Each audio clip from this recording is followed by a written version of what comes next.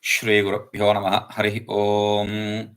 Om Akhandananda Sambodha Vandanat Yasya Jayate Govindam Maham Vande Chidananda Tanum Gurum. So yesterday we saw Kriya eva drishyate praya prana karma indriyeshu alam. Ete pranadayah pancha karmendrihi saha bhavet pranamaya kosha sthulo yeneva ceṣṭate. We saw this. Okay. Said the 5 pranas along with the 5 sense organs of action.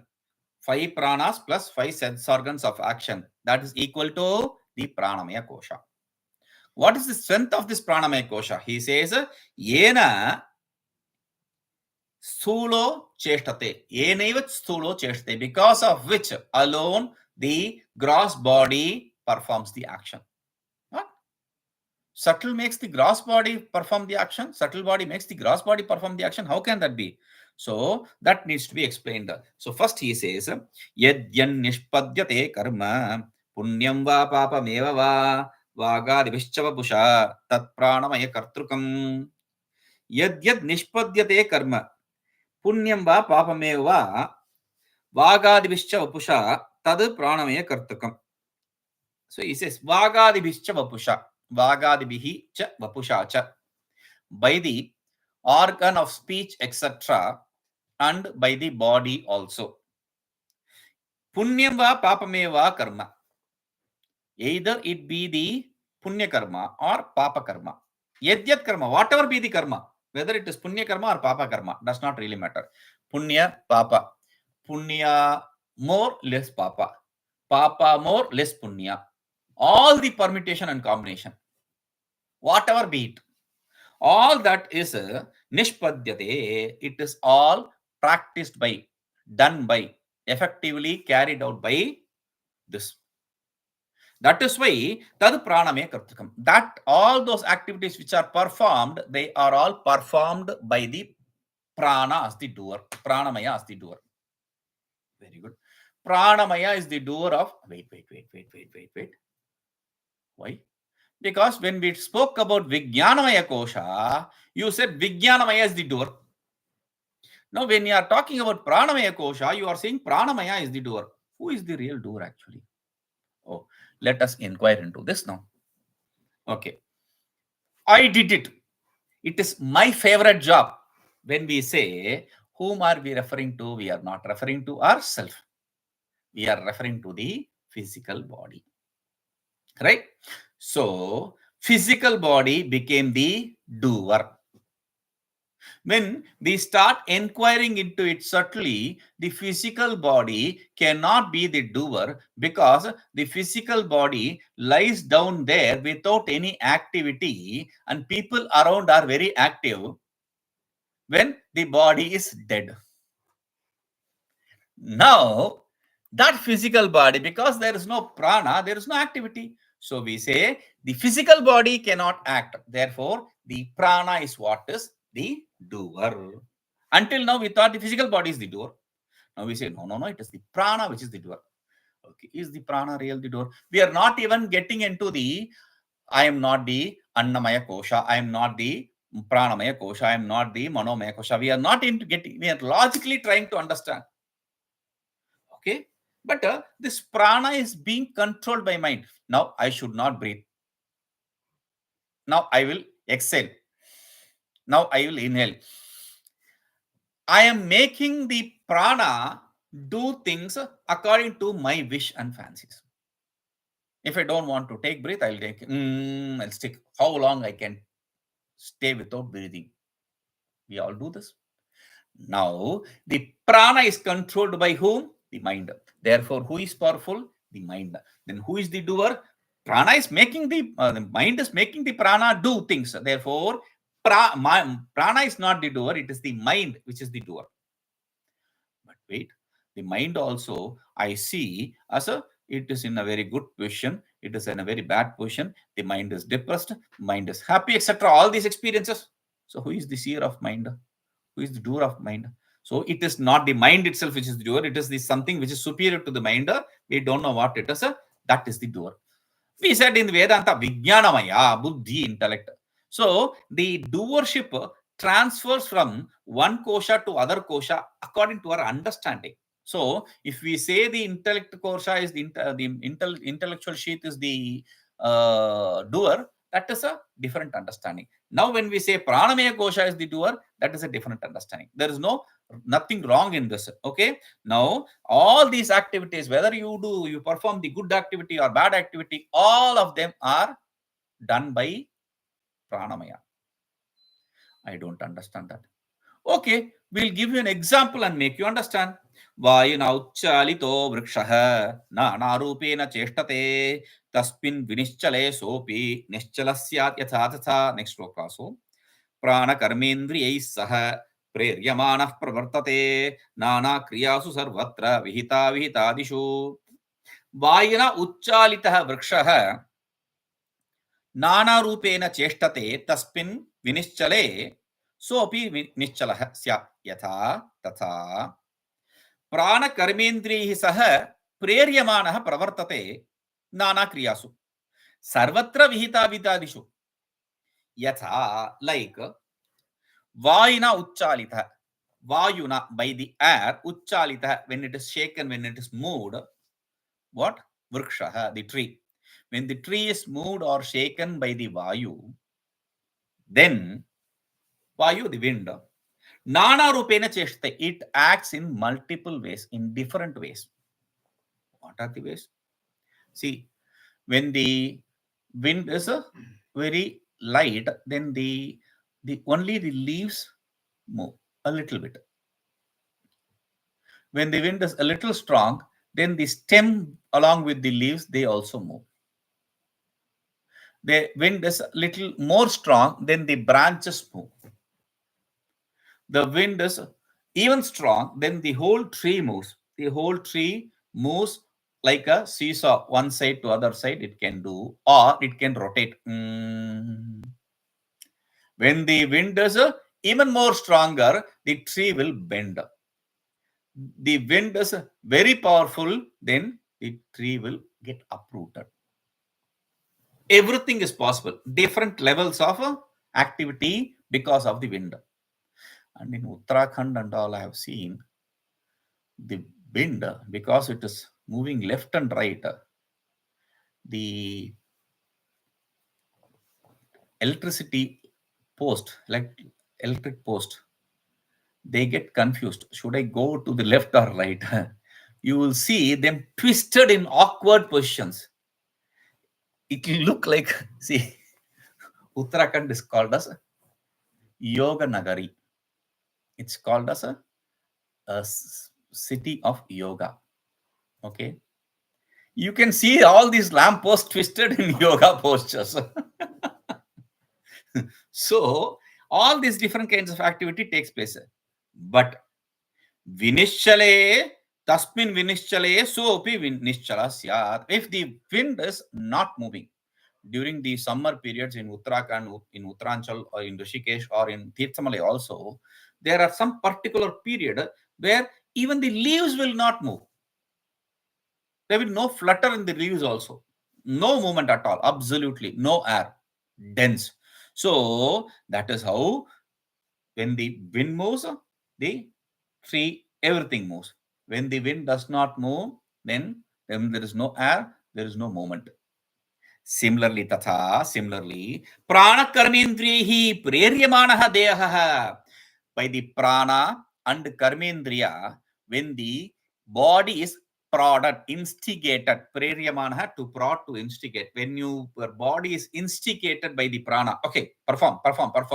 Then sarvatra vihitāvihitādiṣu nānākriyāsu pravartate. This fellow enters into every kind of act, whether it is prescribed or it is prohibited. Vihita, prescribed; avihita, prohibited. Whether it is prescribed or prohibited, whether it is good karma or bad karma, whether it is a mixture of karmas, he does not care. He will be involved in it.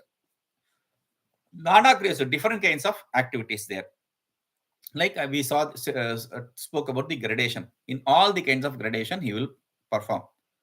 Because there are only punya karmas, there are only papa karmas. There are some karmas which, if you are performing, they are going to bring in some papa, but the global punya is the amount of punya it is going to yield is more. So you'll say, okay, papa is okay, but more punya. Sometimes there will be punya, even when you are performing papa, there will be some punya. So that is also included. How can you perform a papa karma with some punya? It is possible. When you are going to kill a mosquito which is disturbing you from meditating, that's a papa karma. But you are also, if you perform the meditation, then that's a punya karma. If the meditation is not performed properly, then there is less punya karma, but more papa karma because of killing it. Okay, so if you kill, you have to properly meditate, otherwise there will be more papa. So he says, okay, now beautiful. We spoke about the pranamaya kosha, but why did we start the pranamaya kosha? Okay, we spoke about the why did we talk about manomaya kosha? Vijnanamaya. Oh, why did we talk about even vijnanamaya kosha? Now we understand. It is with respect to the subtle body. So we said there is subtle body, and there is this state of a dream, and there is the kosha. Now, if we don't understand that, we can simply say the body is annamaya kosha. Annamaya kosha is a waking state. Annamaya kosha is waking state. Subtle body, annamaya kosha, waking state. Then go to the final causal body, dream state, anandamaya kosha. Now, what is left is a in between one. Subtle body, dream state. What are the koshas? Whatever koshas are left, pack it and throw it inside. So we have vijnanamaya kosha, you have pranamaya kosha, and you have manomaya kosha. Vijnanamaya, manomaya, and prana. All these three clubbed together is a subtle body. Sūkṣma sharira. So he says, okay, why do we call this sūkṣma sharira? If you don't want to call it sūkṣma sharira, call it linga sharira. We have also gave a choice. If you don't want to call it a sūkṣma sharira, subtle body, call it linga sharira. But why at all call it linga sharira or sūkṣma sharira? Why did you give this name? So the cause for the name, the reason for the name is explained here. kośatrayaṃ militvaitadvapuḥ syātsūkṣmamātmanaḥ atisūkṣmatayā līnasyātmano gamakatvataḥ liṅgamityucyate sthūlāpekṣayā sūkṣmamiṣyate kośatrayaṃ militvaitadvapuḥ syātsūkṣmamātmanaḥ atisūkṣmatayā līnasyātmano gamakatvataḥ liṅgamityucyate sthūlāpekṣayā sūkṣmamiṣyate. We are giving the reasons for why we call it as linga sharira or why we call it as sūkṣma sharira. We gave this choice. You can either call it as linga or sūkṣma sharira. Does not really matter. They are both same. Why? So he says, yetat kośatrayam, these three koshas, the three sheets, what are they? Vijnanamaya, manomaya, and pranamaya. These three sheets, militva, combined together, atmana sūkṣmam vapuṣā. They are the subtle body for the self. Subtle body for the self. How so? atisūkṣmatayā līnasyātmanaḥ. That self which is very subtle. That self which is hidden very subtly. It is in hiding. And that self which is hiding very subtly, for that self, this becomes gamaka, means to understand, a pointer. Therefore, it is called as linga. Linga means pointer. The word linga has different meanings in different situations. Linga, in Sankhya, linga is expressed as, I explained this earlier also. Linga in Sankhya is līnam laya yuktam. That which is having the property of merging. All the effects are linga. All the effects, because the effect merge in the cause. Therefore, they are called as linga. Okay. Now, The logicians use this word linga for līnam artham gamayati, that which gives the knowledge of the one which is hidden. Like,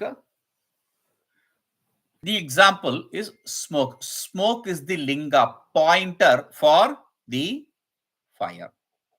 Smoke is the pointer for fire. Therefore, smoke is the linga. Or Shivalinga, we say. Shivalinga. Shivalinga, that linga, that Shivalinga, that object, whatever you worship as Shivalinga, is a pointer for Shiva. Formless. Okay. Now, here, similarly, linga means, see, you cannot use the Sankhyan's idea or the yogis, the logician's idea, because logicians see that and infer. They use it for inference. They use the linga for inference, that pointer to inference. We don't have any thing to be visualized. Subtle body cannot be visualized. Subtle body cannot be perceived. We visualized, yes, sir. We think there is a subtle body and all that. And meditation, people say, I went out of my body. Nothing happens like that. All the stupidity. So anyway, these kind of things they say. All that subtle body is an idea which you use to infer that since this is subtle body, it is engulfing something, that which it engulfs is causal body. That which is associated with this is the causal body or is the self. Causal body is also associated with self. So it is hiding. What is it hiding? The self. So that is why he says, līnasyātmano gamakatvataḥ, atisūkṣmasya līnasyātmano, the self which is very subtle, which is hidden. For that self, this is the one which is the pointer. Therefore, it is called as linga sharira, a body which is pointer body. But wait, there is another word which used, sūkṣmasharira. Why did you call it sūkṣmasharira? He says, sthūlāpekṣayā sūkṣmamiṣyate. With reference to the gross body, this is called as subtle body. Linga sharira and sūkṣmasharira, both are same. Now, the difference is, when you say linga, it is associated with the self. When you say sūkṣma, it is associated with the body. Because self is already very subtle. It cannot be associated with it. With reference to the physical body, with reference to the gross body, we call it subtle. With reference to the self, since it acts like a pointer to the self, it is called as linga. Simple. Okay. Now, while discussing the causal body, we explained an idea called samaṣṭiḥ and vyashti, the individual and collective. While seeing these different koshas, I also said these also can be and should be seen as a collective and individual. There's nothing wrong in that if you see like that. Now, when you spoke with reference to the causal body, you gave it two names. One is Parameshwara, this fellow is Prajna, all that. Now, you are not talking anything about the subtle body. Subtle body does not have any of this difference. There is no collective subtle body. There is no individual subtle body. Is it? No, there is. Then what is it? So for that he says, sarvaṃ liṅgavapurjātam ekadhīviṣayatvataḥ samaṣṭiḥ samānyena vanam yathā.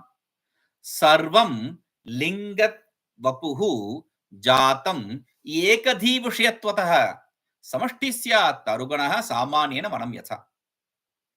So before I explain this shloka, the key word here is ekadhīviṣayatvataḥ. That is the key word. Ekadhīviṣayatvataḥ. Eka, one, the intellect, knowledge, viṣayatvataḥ, object. It has the object of one knowledge. It becomes knowledge of object of one knowledge. It becomes object of one knowledge. Okay, that is the keyword. We'll understand why I'm talking about that as a keyword. Yathā taruganaḥ samānyena vanam. Like the group of trees are generally, samanyana, generally referred to as forest. Group of trees. Trees. What do you say? Forest. Group of trees generally are referred to as forest. Like similarly, tathā, you have to infer tathā. Tathā, sarve liṅgavapurjātam. Ekadhīviśyatvatāḥ. Sarvaṃ liṅgavapurjātam. The whole group of subtle bodies also. Ekadhīviśyatvatāḥ, they are an object of one knowledge. When the whole entire subtle body, group of subtle bodies, they become an object of one knowledge. When the whole of subtle body, all the subtle bodies, they are grouped together, clubbed together under, I am calling that as one subtle body, like forest. Then samaṣṭiḥ, that is called as collective. Okay, what is collective subtle body? When I group everything and understand it as one body, that is called as one body. Means I am understanding the knowledge is of one body. Therefore, it is called as a collective subtle body. Vyashti sūkṣma sharira. Okay. Now, edat samaṣṭi upaitam chaitanyam safalam jaguhu hiranyagarbhasūtratma prāṇaityapi pandita. Okay, you gave the name Ishvara, etc. there. What is the name for this fellow? What is the name for this subtle samaṣṭi? What is the name for this subtle samaṣṭi? Collective. We are going to give the name. What is that? Etat samaṣṭi upaitam chaitanyam safalam jaguhu hiranyagarbha sūtratma prāṇaityapi panditaha. Etat samaṣṭi upahitam safalam chaitanyam. So beautiful. There are beautiful words, but we have to understand the words. Etat samaṣṭi upahitam. Upahitam, that is the key word there. Upahitam. Wherever you see the upahita in Vedanta, you have to understand as upadhi yukta. Upahita means associated with upadhi. Associated with an embodiment. Associated with a limiting adjunct. We can give different meanings for this upadhi. First, let us understand the upadhi. Upadhi, if you go and ask the logicians, he will say upadhistu mahavyadhi. Upadhi is a big disease. Why? Because any logic you give, any syllogery you give, it can be ripped apart by pointing out to this fallacy called upadhi. If you point out to this fallacy, any logic can be destroyed by using this fallacy called upadhi. That logic will become illogic. Any logic, there can be no good logic, bad logic here. Any logic, even good logic, can be ripped apart by showing a upadhi. That is why the logicians found a way to devise a syllogism where you cannot show this upadhi. They call it mahavijnana anumana. You cannot find any logical fallacy there. So that is upadhi for logician. But we don't follow that. What is upadhi for you? Upadhi means it can be, okay, a person is given the doctorate or doctor certificate. He is called as, referred to as doctor, Mr. Engineer. All these are upadhis. Okay, all these are upadhis. Now, for us, the body itself is an upadhi, limiting adjunct or embodiment. The body itself is an upadhi. We call this, my upadhi is not proper today. Meaning my body is not proper. But the Vedantins, they will call upadhi.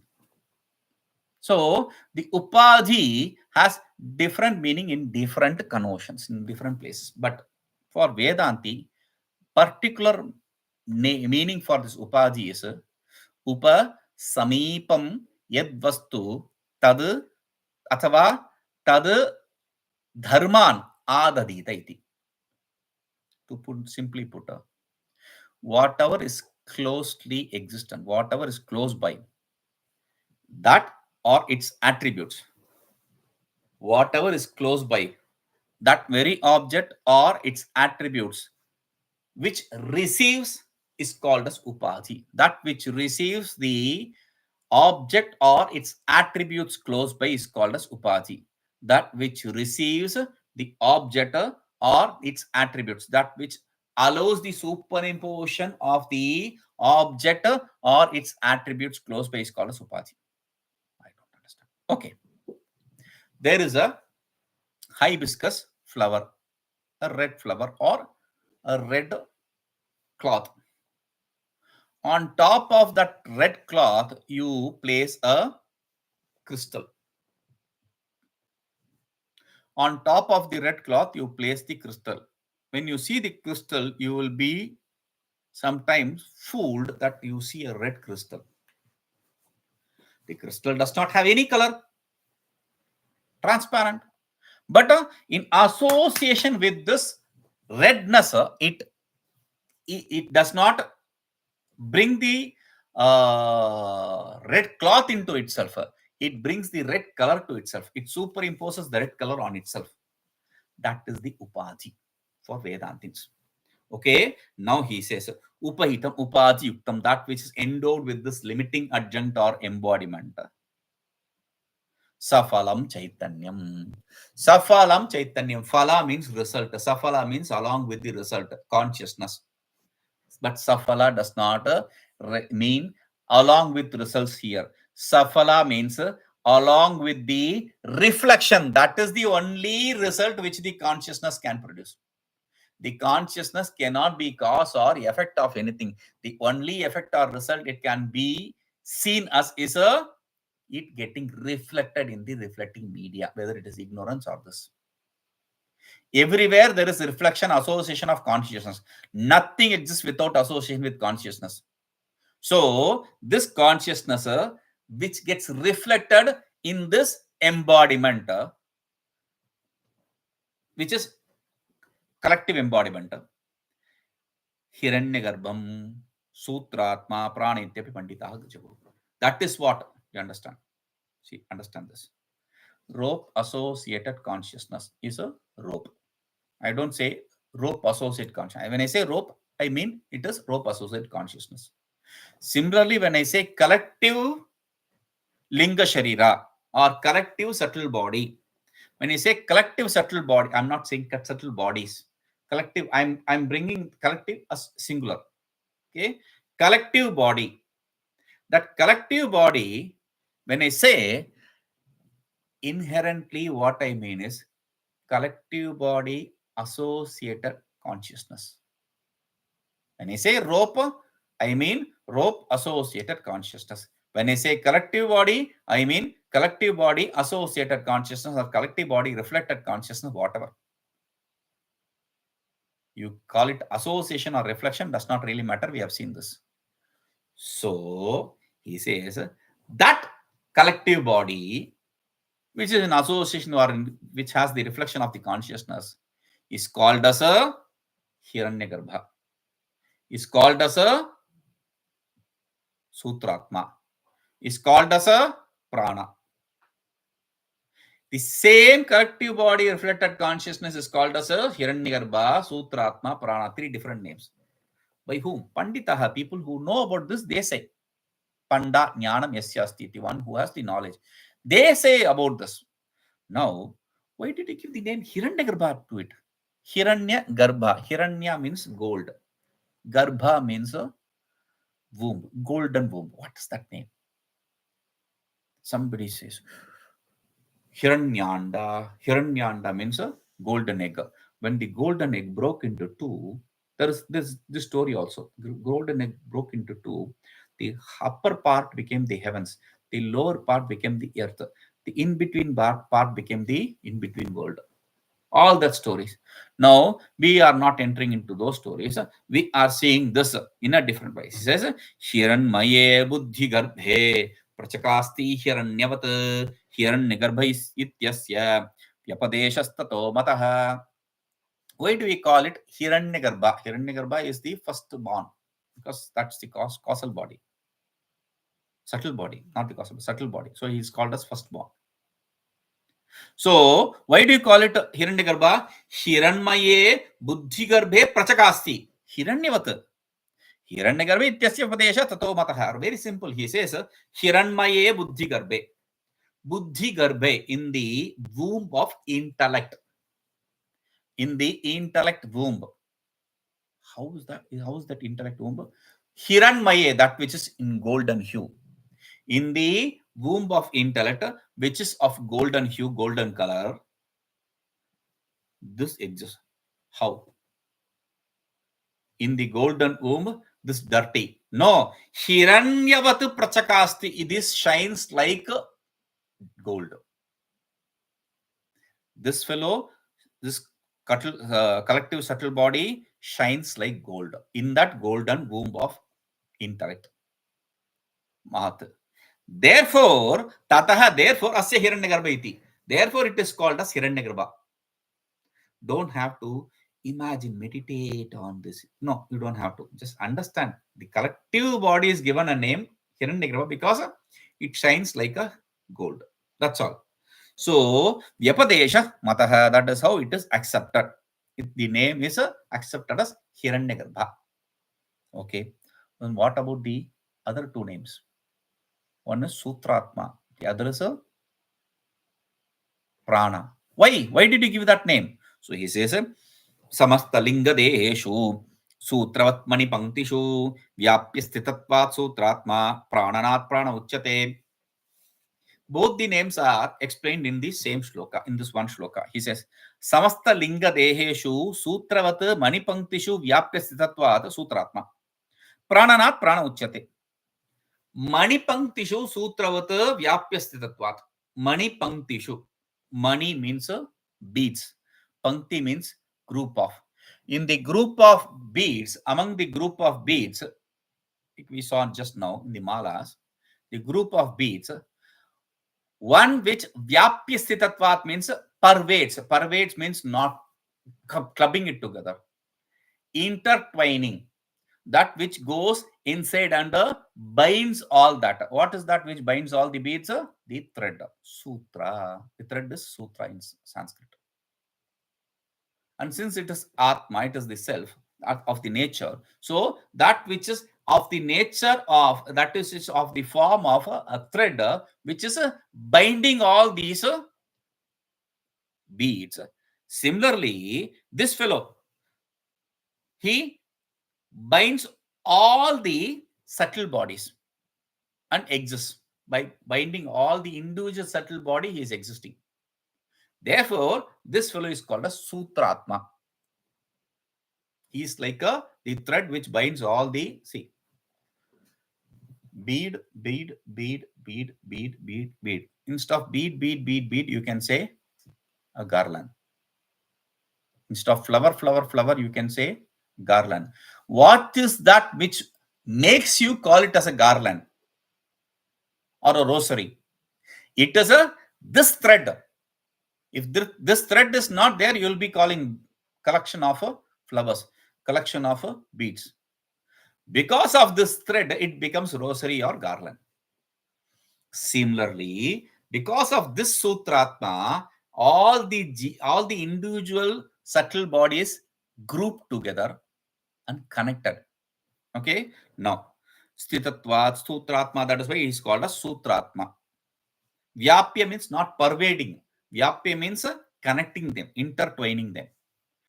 Prananat Prana Uchyate. And why you call it as Prana? Prana is the name given to the Pranamaya Kosha. Prana is the name given to Pranamaya Kosha because it has the Prana, the vital air. Why do you call this Prana? Prananat Prana Uchyate. Because there is this activity of performing the breathing. Prāṇakarmendriyairdehaḥ. There is breathing here associated. Therefore, it is called as a Prananat means what is Jiva? The word Jiva in Sanskrit is a root word.